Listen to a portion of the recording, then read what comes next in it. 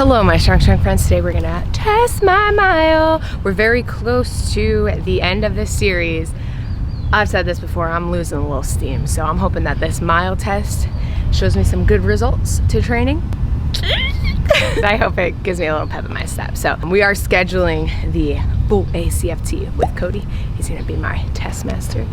And yeah, more to come on that. So that should be coming up in the next 2 weeks. So let's see how fast I can do a mile. My best lifetime PR is 6:50. My most recent time I timed the mile was 7:50. And that lifetime PR was when I was 19 years old. So I'm a different woman. My best mile this time around, when we were last at this track with Adam, we came, remember Grid? Yes. Do you remember what our time was? 7:35? Yes. About, right? That's 7:36. Oh, 7:36, okay. So if we beat that, I'll be happy, but I feel like having Adam was maybe like motivation to run faster.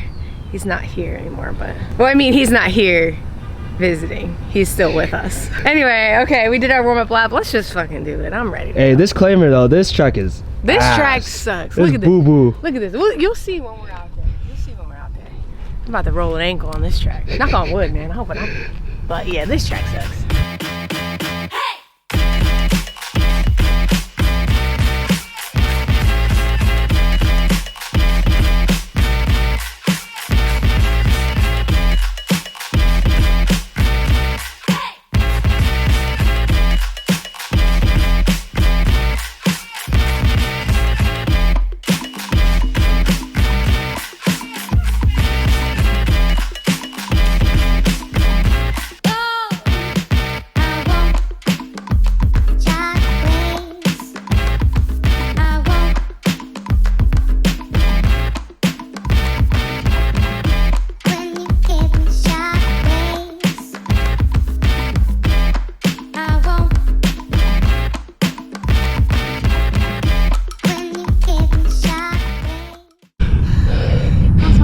Yeah.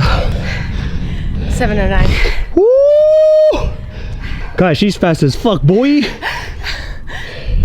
Okay, our final time was like 7:09.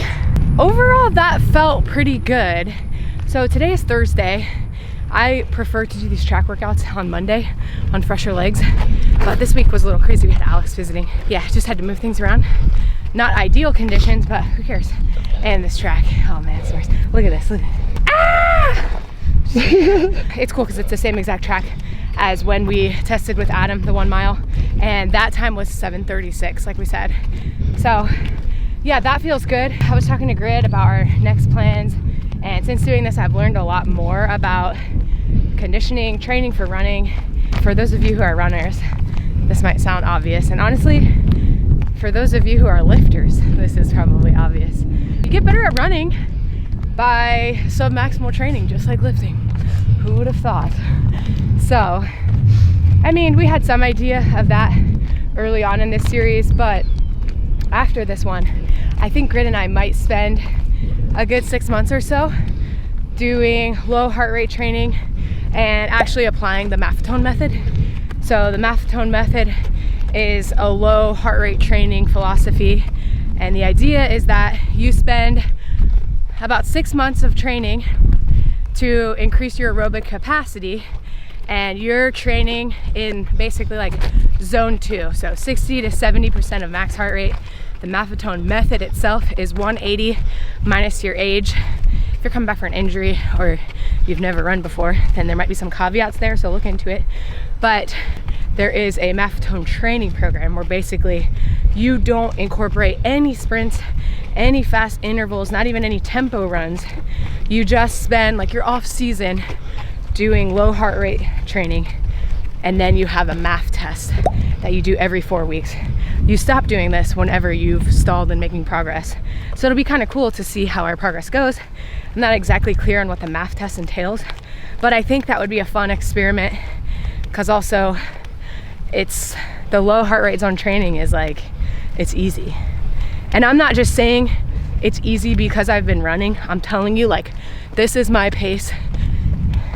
Legit, this is my pace to stay in the recommended zone.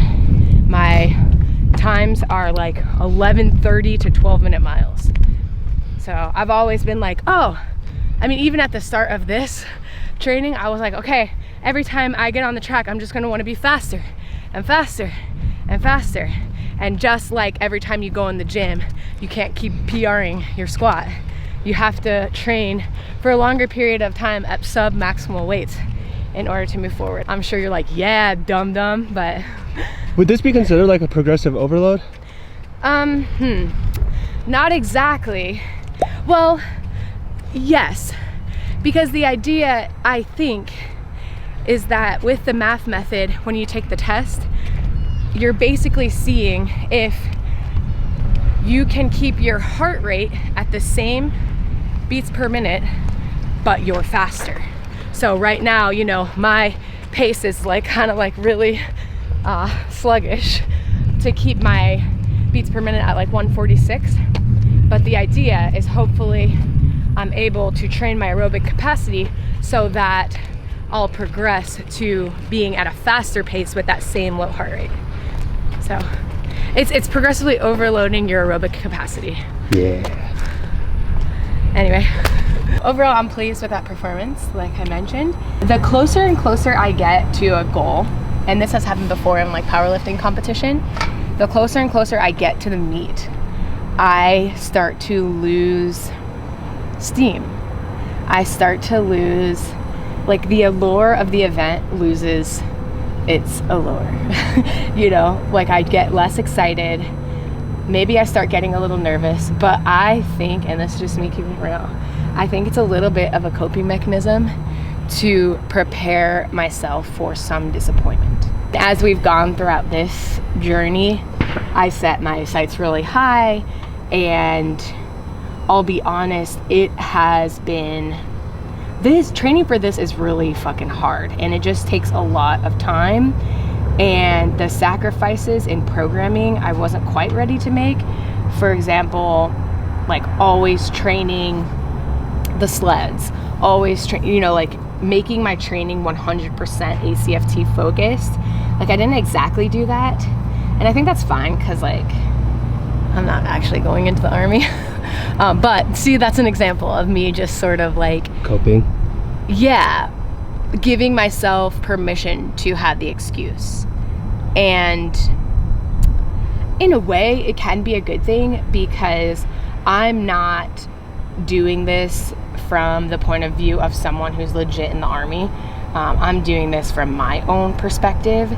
So at the end of the day, I'm still me, and I get to choose what sacrifices I'm going to make.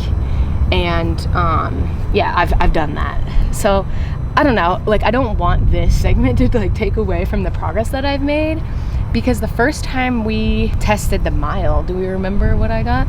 22 something, I believe. No, the mile. Oh, the mile. So 2 months ago we did that 736. Right. And then maybe that was the first time. That was the first time, I think, because we started off doing 2 miles, just Yeah. like slowly transitioning into that. And so so my 2 mile would have been like in the 10 plus minutes. Yeah. So I mean, that's pretty good improvement, if you ask me. But anyway, I don't know where this was going. Does anybody relate with me? It's sort of like as you get closer and closer, it's just like, oh, okay, I forgot I'm doing this. Like I like the training so much. That's what it is. I like the process of the training.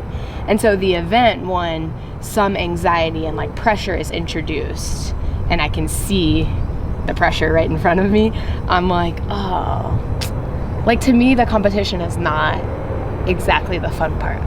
Yeah. Probably why I like powerlifting, because you only have to compete like once or twice a year. Well, let's already consider that you are passing this test with flying colors. Yes. Oh, of course. Yeah. But I don't want to, I don't want to compare where I know I could be to what the minimum standard is by any means.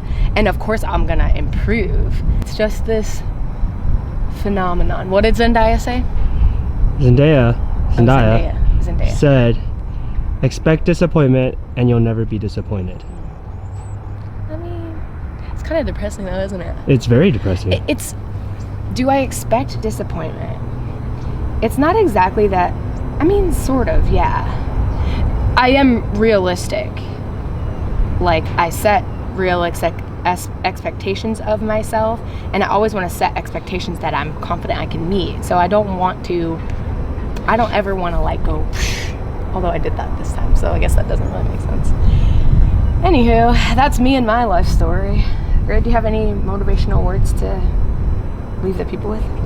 I don't think you're giving yourself enough credit for how much time, hours, miles we've put into this challenge. I guess including myself. Yeah. But like, I'm proud of you though. I think you're gonna kill it. It's not that I'm not proud of myself. I am. It's just the matter of I notice that I'm sort of I'm getting a little nervous, and then I start to lose a little bit of steam. And honestly, maybe I'm not losing steam. Maybe I'm just used to the training. Right. You know, like maybe the training, I mean, we're only 3 months into the training anyway. So maybe it's just like, oh, no, this is what I do. So this is just part of my routine. So it's no longer like, it's a challenge always, but it's no longer like a, you know, I didn't show up to the track like super nervous. I was a little nervous, but I didn't show up like, oh God, what's this gonna feel like? Like, well, I know what it's gonna feel like. We also agreed that even after this challenge, we're still gonna run. Yeah. So maybe that's where it's at too, where you're kind of looking forward to the new math method of training that we're about to try. I think that's part of it too. I'm excited now that I have more awareness of what is a more optimal way to train for running, even the 2 mile. Like, I think you should probably start with that, like low heart rate zone training for like a good few months, not jump into track workouts like we did. I mean, we did I would say we did probably, like, to start, like the first 2 months, we did probably 60% long, kind of slowish runs, and then 40% higher intensity, either tempo runs or track workouts.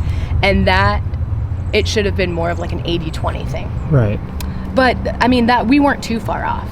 So anyway, this video is more talking than actual running, but hope you guys enjoyed. Thank you guys so much for watching, and let us know your thoughts. If you've ever felt the way I do, if you have any encouraging words for me, let me know. We'll see you in the next one.